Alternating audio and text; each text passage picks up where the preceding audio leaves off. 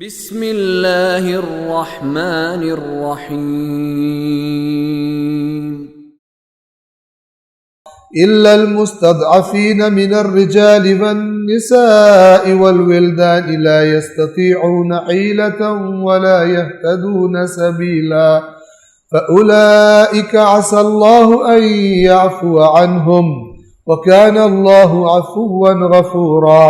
ومن يهاجر في سبيل الله يجد في الأرض مراغما كثيرا وسعة ومن يخرج من بيته مهاجرا إلى الله ورسوله ثم يدركه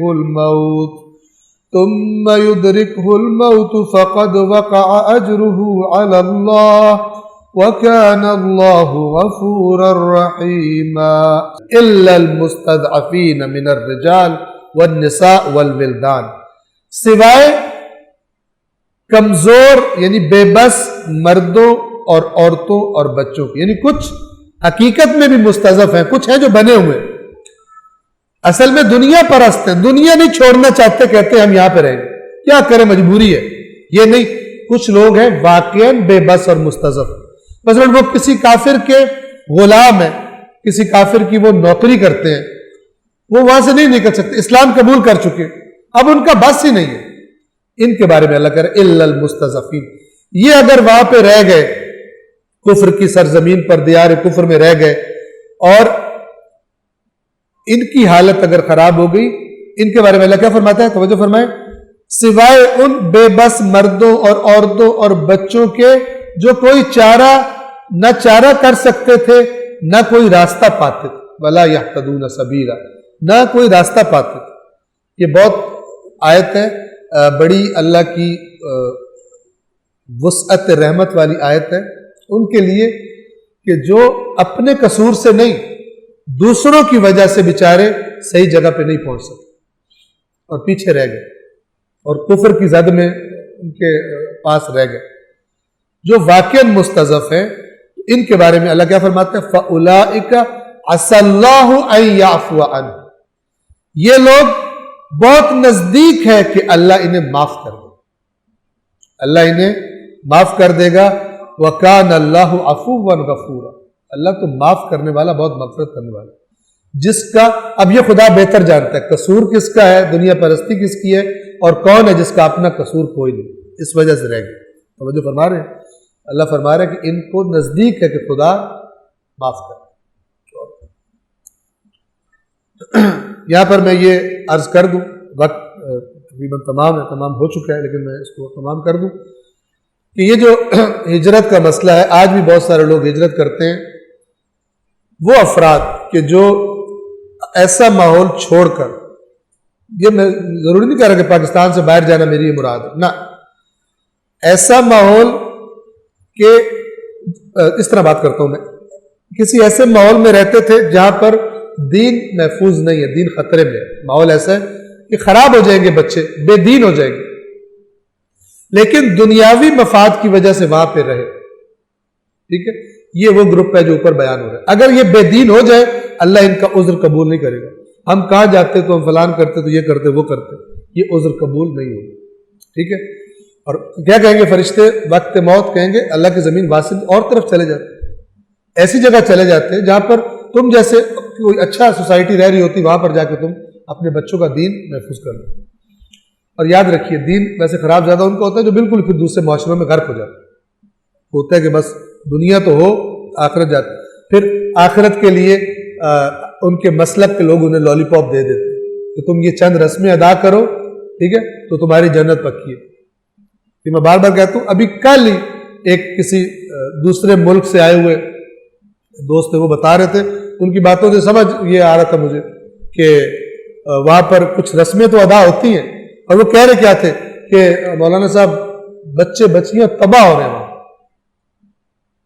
یورپ کا ملک تھا، بچے ہماری نسلیں تباہ ہو رہی ہیں، ہم کیا کریں، لیکن رسمی کام ہوتے ہیں سارے، جنت کنفرم ہوئی ہے، تو جب جنت کنفرم ہوئی ہے تو پھر کیا کرنا ہے؟ یہ غلط تحریف مال خور علماء نما لوگوں کا بنایا ہوا زہر ہے کہ جو دین لوگوں کے اندر سے ختم کر دے، اور یہ والا مسئلہ پاکستان کے اندر بھی ہوتا ہے، یورپ میں تو پھر اور زیادہ ہو جاتا ہے۔ توجہ فرمائیں، اصل دین سمجھے، اللہ کی کتاب سے سمجھے، پھر دیکھیں ہم کہاں کھڑے ہیں۔ تو ان کو فرشتے کہیں کہ تم نے ہجرت کیوں نہیں کی؟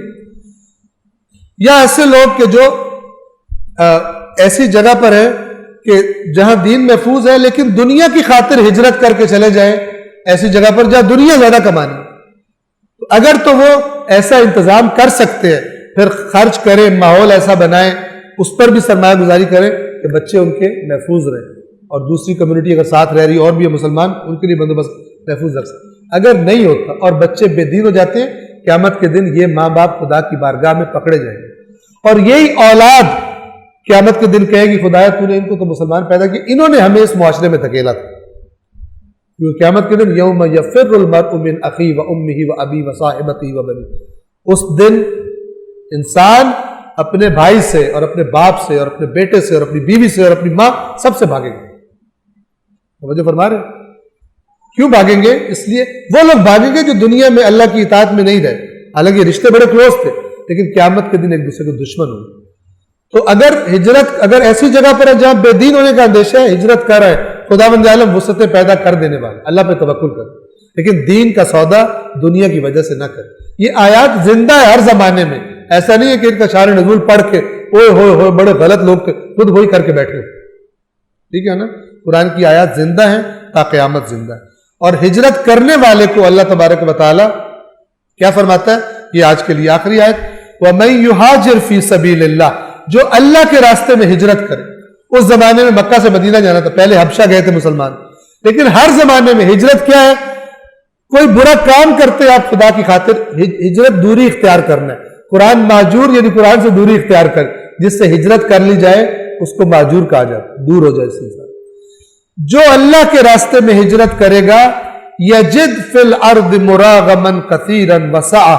وہ زمین میں بہت ساری پناہ گاہیں اور کشائش پائے گا، وسعتیں پائے گا۔ اللہ تعالیٰ کہہ رہا ہے تم خدا کی خاطر کرو۔ مکہ سے اگر لوگ ہجرت نہ کرتے، فتح مکہ کی صورت میں داخل ہوتے آ کر،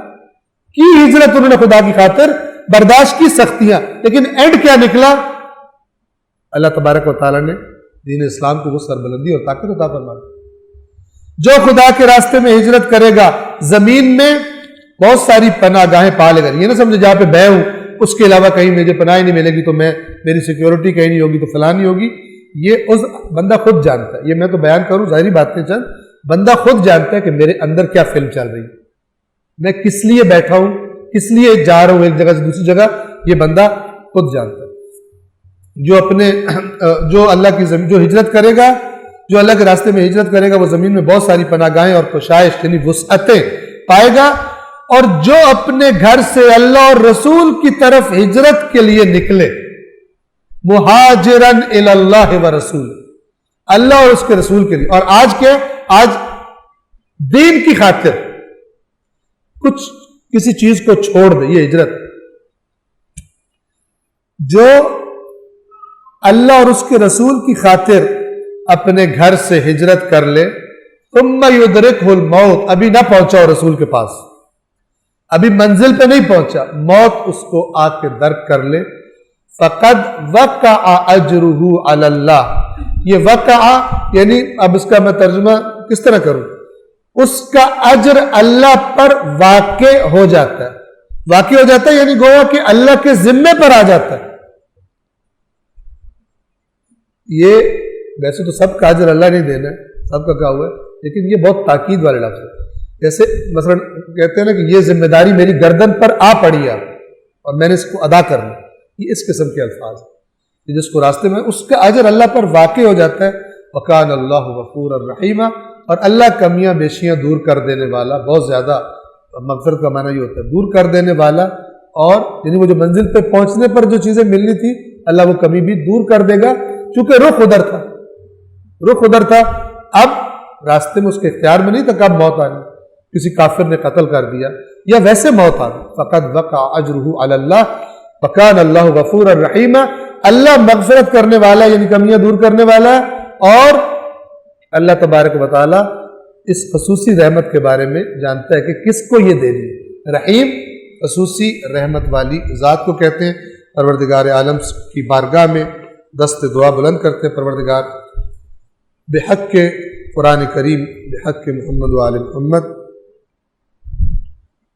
قرآن کریم اور اہل بیت اطہار کی تعلیمات کو پڑھنے کی، سمجھنے کی، عمل کرنے کی اور دوسروں تک پہنچانے کی ہم سب کو توفیق عطا فرما۔ صدق اللہ العلی